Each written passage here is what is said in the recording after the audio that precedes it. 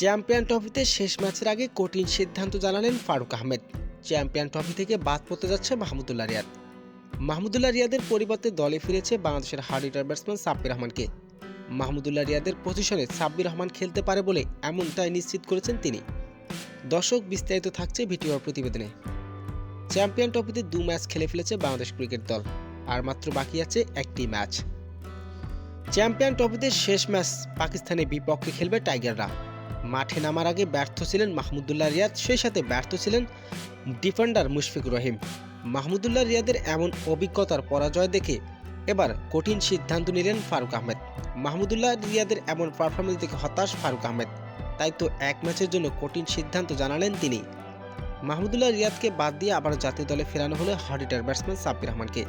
সাব্বির রহমান ইতিমধ্যে পাকিস্তানের উদ্দেশ্যে উড়াল দিয়েছেন এই ক্রিকেটার, আর পাকিস্তানের বিপক্ষে শেষ ম্যাচ খেলবেন সাব্বির। তো দর্শক, সাব্বির রহমানকে কি দলে নেওয়াটা কি ঠিক হয়েছে মাহমুদুল্লাহ রিয়াদের পরিবর্তে?